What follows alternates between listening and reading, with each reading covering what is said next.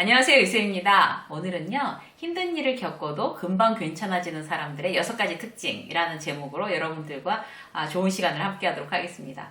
왜 사람들은 굉장히 여러 타입이 있는 것 같아요. 어떤 이제 우리가 살면서 그런 힘든 어떤 그런 고비들을 겪지 않는 사람은 거의 없잖아요. 근데 누구는 많이 겪고 누구는 이제 덜 겪고 이제 이 차이 뿐인 거지. 그런데 그런 이제 힘든 어떤 상황을 우리가 딱 맞닥뜨렸을 때 그거를 굉장히 이제 막 이렇게 타격을 입고 회복하는데 시간이 많이 걸리는 사람도 있고 또 어떤 사람은 오뚜기처럼 금방 일어나는 사람도 있고 어떤 사람은 그런 타격을 끝끝내 이제 회복이 안 되고 정말 이렇게 정말 인생이 이제 훅 어떤 다른 어떤 그런 나락으로 떨어지는 사람들도 있고 굉장히 다양한 것 같습니다. 좋은 인생을 살기 위해서는 어떻게 해야 되는 걸까요? 좋은 인생을 살기 위해서는 우리가 예상치 못하게 맞닥뜨렸던 어떤 그런 고난이나 어려움 이런 것들에 대해서 이제 바로 웬만하면 바로 괜찮아지는 거 이런 게 되게 중요한 요소가 되겠죠. 그렇다고 해서 그런 너무 강박을 가지실 필요는 없을 것 같아요. 어쩌다가 너무 힘들어서 탁 넘어지면 그래 넘어진 김에 좀 쉬자. 좀 그래 넘어져 있자 좀 잠깐 동안. 너무 오래는 아니지만 이렇게 생각하셔도 됩니다. 자, 우리가 이제 힘든 일을 겪었을 때 어떻게 하면 그런 상황에서 바로 괜찮아질 수 있는지 그런 사람들의 특징을 통해서 알아보도록 하겠습니다. 오늘은요, 변지영의 내가 좋은 날보다 싫은 날이 많았습니다 라는 책을 교재로 채택했습니다. 첫 번째 볼까요? 내 장점에 집중하는 겁니다.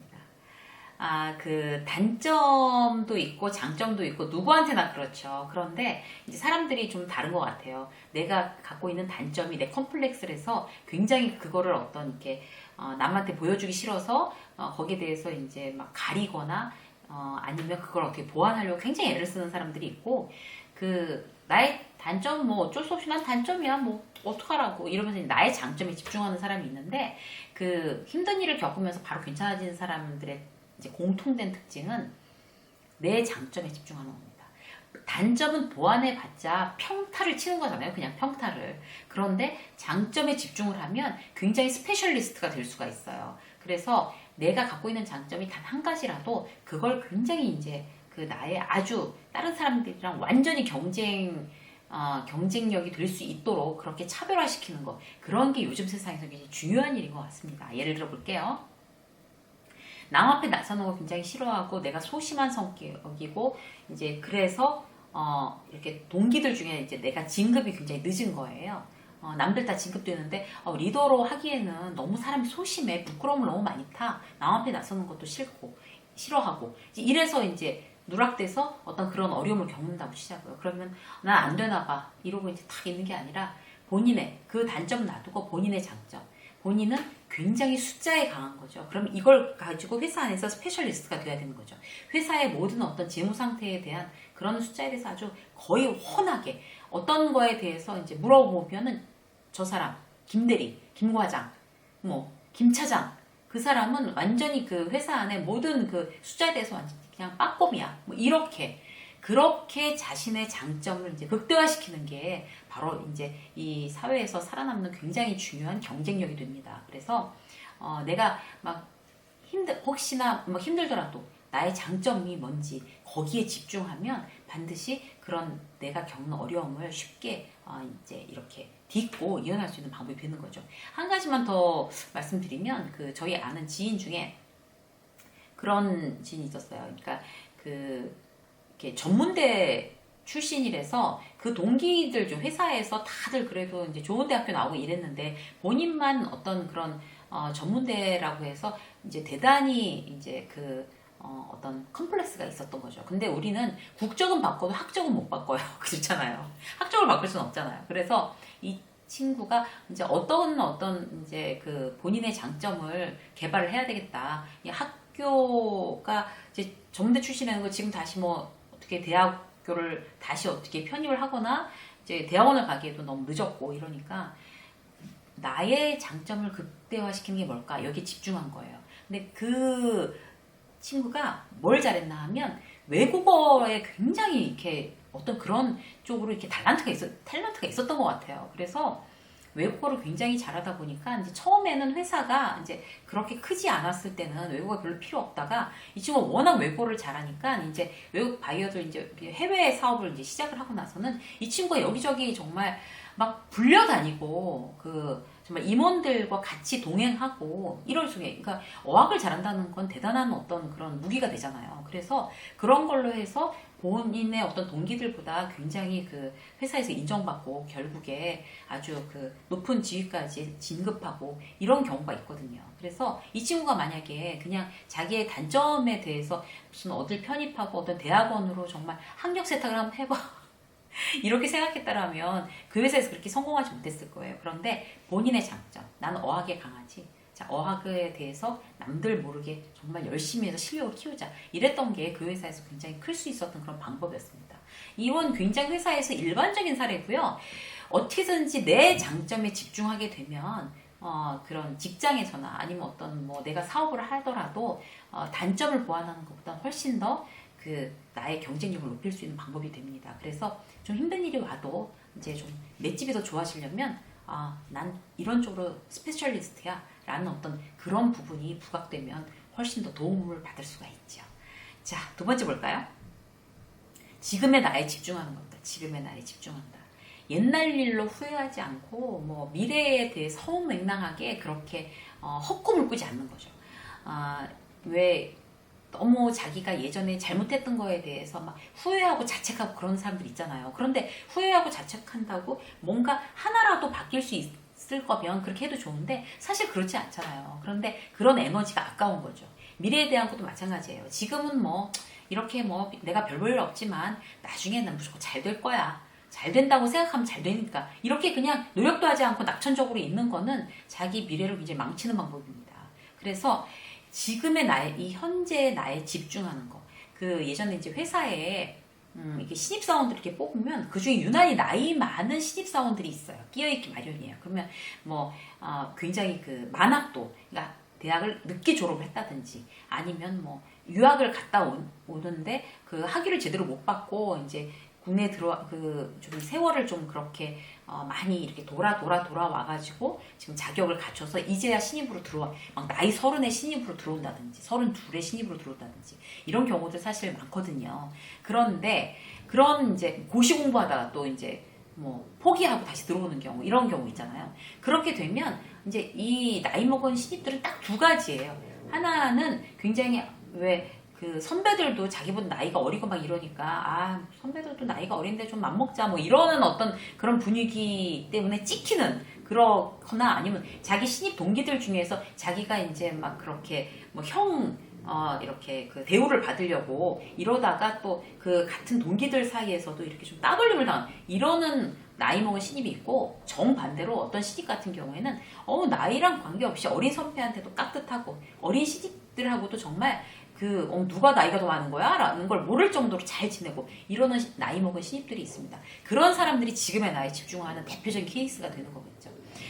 내가 지금 어떤 세월을 어떻게 보냈던 간에 과거의 나는 후회하지 않고 그것도 결국 나의 자산이 될 거라고 생각하는데 지금의 나에 집중을 하면 나는 여기서 단지 신입사원일 뿐이야. 나이가 있든 없든 간에. 신입으로서의 어떤 그런 나의 역할과 어떤 그런 태도를 갖춰야 해. 지금의 나에 집중하는 그런 태도입니다. 그래서 지금의 옛날 일 후회할 것도 없고 미래에 대해서 지금 현재 나를 잊어버릴 만큼 집중할 필요도 없고 현재 나에 집중하는 사람들. 그 사람들이 바로 어떤 일이 있어도 거기에 대해서 이제 맷집 좋게 이렇게 탁 튕겨지면서 일어나는 그런 어떤 요소를 가진 사람이 되겠죠. 자, 세 번째 볼까요? 나를 돌볼 줄 알고 긍정적인 사람입니다. 자존감이 높다는 거하고도 좀 비슷한 얘기인데요. 내가 나를 존중해야 남들도 나를 존중합니다. 나 스스로를 막 비난하고 이렇게 완벽주의자들이 좀 그런 경우가 많아요.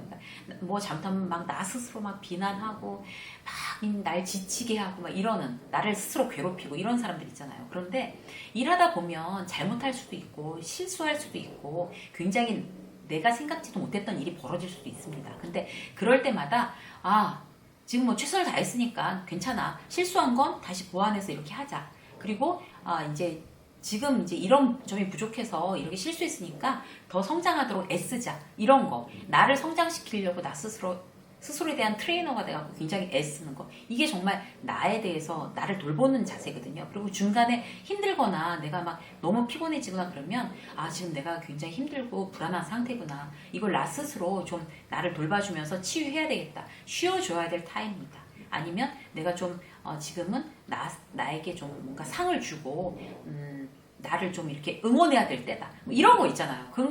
그런 어떤 기분을 나 스스로 알아서 나 스스로 돌보는 거, 이거는 정말 어떤 위기가 와도 나를 바로 다시 회복시키는 굉장히 좋은 마음의 태도가 되겠습니다. 그래서 불안하면 왜 불안한지 정확히 나와 대면해서 내 스스로 치유하고, 그리고 어떤 실패를 했더라도 그걸 성장의 계기로 삼자. 그것 때문에 오래도록 나 스스로 괴롭히거나 침울하게 있지 말자 라고 하는 거, 나 스스로 돌보는 굉장히 좋은 태도입니다. 자, 네 번째 볼까요? 네 번째는 뭔가 하면요, 타인에게 휘둘리지 않는 거예요. 타인에게 휘둘리지 않는 법이라는 거로 영상 나와 있으니까 자세한 내용 거기서 한번 보시고요. 이제 개략적인 것만 이제 말씀을 드리면, 타인에게 휘둘리는 사람들은 어떤 사람들인가 하면 그 사람의 생각이나 행동에 대해서 크게 영향을 받는 거예요. 그러니까 저 사람이 나에 대해서 뭐라고 하면 그게 내 인생 굉장히 중요한 어떤 말이 아니고 중요한 사람이 아닌데, 그 사람이 그런데도 내가 이렇대, 그래서 내가 참 부족하대, 내가 여기에 안 맞는데, 자격이 없대, 이러면서 막 혼자 막 위축되고 막 이렇게 찌그러져 있는 이런 경우 있잖아요. 그런 건 정말 휘둘리는 거예요. 휘둘리는 거. 그리고 그 사람은 아무 뜻 없이 그냥 본인의 우월감 때문에 뭐 그런 거는 당신이 되게 잘못하고 있는 부분이야, 이렇게 탁 말하고 본인은 잊어먹고 탁 지나갔는데, 그냥 던지듯이 말하고 지나갔는데, 거기에 대해서 그 말을 막 끙끙끙끙 앓으면서 막 이불킥하고 왜 그런 식으로 얘기했을까, 이렇게 생각하는 게 타인에게 휘둘리는 겁니다. 그래서 내가 생각을 해봤을 때 내가 정말 그 부분은 부족한 것 같아, 더 보완해야겠다, 그 얘기는 따끔한 충고로 진심으로 받아들여야지 라고 하면 딱 받아들여서 나를 이제 이렇게 성장시키는 어떤 계기로 삼으면 되는 거고, 그리고 그 사람이 너무 허무맹랑하게 그냥 막 쓰레기 같은 말을 던졌다 그러면 그래 뭐 그런가 보다, 그리고 남이 어떻게 그냥 그런가 보다 이렇게 하고 탁 털어버리는 어떤 그런 버릇, 이런 게 굉장히 중요한데, 사람마다 쉽지 않은 사람들이 있어요. 그런데 난 그렇게 못해, 난 그런 성격이 아니야 라고 하면 계속 질질 끌려다니고 휘둘리는 거고요. 지금 100번을 다시 고치더라도 내가 정말 이 어떤 이런 마음의 습관, 나쁜 부정적인 마음의 습관 내가 고치겠어 라고 생각하고, 이거는 그냥 털어버리자, 저런 말은 아무것도 아니야, 이런 거 있잖아요. 잘못한 거 그리고 수정하면 되는 거고, 그리고 막 그 직장 상사가 막 정말 막 모욕적인 얘기를 하고 이런 거에 대해서 막 상처 입고 이러지 말고, 내가 잘못한 거 오케이, 이거 잘못한 거 알겠습니다, 근데 그렇게까지 욕먹을 일은 아니었는데, 자 제가 수정합니다, 수정하고 다시는 그것 때문에 욕 먹지 않도록 나의 실력을 키우겠습니다 라고 해놓고, 뭐 그렇게 하면 되지, 내가 당신 인격까지 책임져야 되는 건 아니잖아, 뭐 그 문제로 내가 왜 고민하고 내가 왜 힘들어해야 되지 라고 생각하면 되는 거예요. 라고. 그래서 그 직장 상사의 막 인격 모욕적인 발언이나 막 그런 아주 그 저급한 그런 행동이나 어떤 말에 대해서 상처받으면 그 사람의 나만 손해인 거예요. 그 사람의 인격과 나의 문제는 분리시키는 게 맞는 거죠. 안 되더라도 계속 분리한다. 본인한테 세뇌하고 연습하고, 이런 어떤 반복 트레이닝이 필요합니다. 꼭 그렇게 하시고요. 그리고 또 한 가지, 타인에게 휘둘리지 않는 방법. 상대한테 잘해줘 놓고 대가 바라지 마세요. 대가. 네, 이제 그 영상에 이제 중간중간에 한 번씩 말씀드리는 건데, 누구한테 내가 이만큼 해줬으니까 저 사람 나한테 이렇게 해줄 거야 라고 대가를 생각하고 해줄 거면, 내가 저 사람한테 이런 걸 원해 라고 하면 처음부터 안 해주는 게 낫습니다. 처음부터 안 해주고 바라지도 않는 게 그 사람과의 관계를 유지할 수 있는 최적의 방법이고요. 그 사람 이제 내가 이렇게 해주면 저 사람 저렇게 나올 거야, 그래서 나한테 이렇게 잘해줄 거야 라고 생각하면서, 그러니까 내가 좀 지금 무리해서라도 이렇게 해야 돼, 저 사람한테 투자를 해놔야 돼 라고 생각하고 투자할 거면, 처음부터 안 하는 게 그 사람한테 어떤 이제 서운한 마음이 안 들고, 서운한 마음이 들면 인간관계가 깨지는 거거든요. 그래서 남한테 잘해주고 대가를 바라지 말자, 그게 휘둘리지 않는 방법이다, 이렇게 생각하시면 맞습니다. 자, 또 볼까요? 몸 상태. 몸 상태를 항상 체크하는 거예요. 그러니까 그 어려운 일을 당했을 때는 몸까지 같이 오죠. 그러니까 막 그 굉장히 마음이 상하거나 그 다음에 이제 충격적인 일이 있으면 막 두통이 오고 뭐 굉장히 막 그 위가 막 무슨 신경성 위염 이런 것도 생길 수 있고 그 다음에 막 탈모 증상도 일어날 수 있고 막 이명도 일어나고 그 다음에 여기저기 막 관절이 아프거나 별별 사람마다 별별 증상들이 다 일어나거든요. 그런데 그 마음의 병이 그래서 이제 몸으로 나타나는 건데요. 어떤 이제 힘든 일이 있어서 내가 굉장히 좌절하고 지치고 지금 패닉 상태다. 그럴 경우에 가장 좋은 방법은 내 몸을 계속 움직이는 거예요. 그러니까 어떤 뭐 노동을 하는 것도 좋겠지만 실제로 이제 뭐 많이 걷고 특히 햇빛 보면서 많이 걷고 아니면 산에 가거나 공기 좋은데 막 이렇게 산책하거나 이러는 거. 이러는 아니면 무슨 이렇게 땀 흘리면서 운동하는 거 있잖아요. 수영도 정말 좋고요. 수영 정말 좋죠. 그리고 그 뭐 테니스, 탁구 이렇게 막 땀 막 흘리는 운동 그런 것들을 하고 나면 내가 굉장히 걱정했던 거, 좌절했던 거, 뭐 거의 극단적으로 생각했던 부분에 대해서 다시 생각해 보니까 그런 거 별거 아닌 것 같아. 이런 마음이 정말로 듭니다. 그래서 몸을 일단 무슨 다른 일을 어떤 시작할 기분이 될 때까지 그냥 이렇게 막 소파에 누워서 정말 그 침대에 갔다 소파에 갔다 막 48시간 막 거실에서 방으로 막 괴로워하면서 이불 싸매고 막 굴러다니고 이러는 거 정말 그 회복하는데 굉장히 더디고요. 무조건 다시 시작할 마음이 들기 전에 이미 운동화 끝매고 밖으로 뛰어나가서 일단 땀을 흘리는 거. 이렇게 되면 훨씬 더 회복이 빠르다고 생각이 돼요. 지금 말씀드리는 이제 6가지 중에 사실 몸을 움직여서 땀을 흘리게 하는 게 가장 회복할 수 있는 가장 만약에 한 가지만 고르라면 이제 이 부분을 꼭 이제 추천드리고 싶습니다. 자, 마지막으로 6번째 볼까요? 지켜야 할 것과 버려야 할 것을 빨리 구분하는 겁니다. 빨리. 그래서 한마디로 말씀드리면 포기할 거 빨리 포기해버리는 거예요. 우리는 포기하면 안 돼 이러잖아요. 근데 포기할 거 도저히 안 되는 거는 그거 내 거 아니다. 그거 나하고 안 맞는 거구나. 빨리 포기하는 것도 좋은 방법일 때가 많습니다. 그래서 그 최선을 다했어. 최선을 다했는데 결과가 안 좋았어. 그런데 그러면 그래 깔끔하게 포기하고 다른 길로 이제 딱 턴하는 거 이런 것도 굉장히 좋은 일인 것 같아요. 무자르듯이 딱 자르는 어떤 단호함. 힘든 일도 이제 빨리 털게 미련 없이 그러는 게 나의 에너지를 가장 이제 이렇게 에너지를 낭비하는 거를 가장 줄이는 방법이 되겠죠. 깔끔하게 포기하는 거. 요즘 이제 그 선배들 중에 그 자식들 어떤 그런 뭐 취업 문제, 자식들 뭐 유학, 그다음에 뭐 자식들 결혼, 뭐 이런 부분에 대해서 이제 뭐 대학원이나 뭐 이런 부분에 대해서 이제 고민하는 그런 선배들이 많은데 그 부모들의 문제는 뭔가 하면 자식을 어떤 자기의 대리만족 대상으로 생각을 하는 거죠. 본인이 대학원이 좋다 그러면 꼭 가야 되는 거고 유학이 좋다 그러면 꼭 가야 되는 거고 그리고 이제 어떤 그런 다른 자유로운 직업을 이제 갖겠다고 하는데 꼭 우리 자식 그 회사 어디 다녀? 라고 하는 어떤 그 타이틀 때문에 꼭 어떤 회사를 들어가라고 그렇게 막 싸우는 경우 자식의 문제에 대해서는 포기할 거 빨리 포기하는 게 현명한 일인 것 같습니다. 결혼 문제 특히 결혼 문제에 대해서 결혼을 하네 마네 막 이러는 거 요새 이제 결혼 안 하겠다는데 굳이 또 결혼을 하라고 막 억지로 매놓고 막 이러는 그런 걸로 싸워서 기운 빼고 부모 자식 참 그 사이 금가고 이런 주변에 그런 분들이 참 많아서 안타까운 것 같아요. 어쨌든 중요한 거는 포기할 수 있는 부분 내 어떤 그런 의지와 노력으로 되지 않는 부분에 대해서는 빨리 포기하는 거 이런 것도 그 회복 탄력성을 높이는 그 다음에 힘든 일을 빨리 이제 회복하는 그런 아주 좋은 방법이 될 것 같고요. 그리고 뭐 직장 이직하려는데 또 후배는 또 계속 그 경력 면접을 계속 같은 회사를 이제 그 비슷한 계열의 회사를 한 3군데를 계속 보는 거예요. 근데 계속 떨어지고 있어요. 근데 그 얘기를 갖다 이제 전 친하니까 이제 해준단 말이죠. 그런 회사, 그 외국계 회사에서 원하는 이제 스펙은 이런 거다. 근데 그쪽이랑 너랑 지금 맞지 않기 때문에 자꾸 그걸 갖다 시도를 해도 지금 그쪽 스펙이 방향, 네가 부족하다는 게 아니라 방향 자체가 이제 그쪽 스펙이 아니기 때문에 그건 어려울 거다. 다른 길을 생각을 해라. 그런데도 계속 거기가 가고 싶은 거예요.